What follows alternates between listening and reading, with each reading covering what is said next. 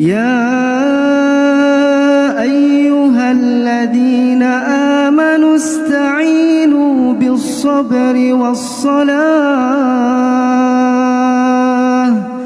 إن الله مع الصابرين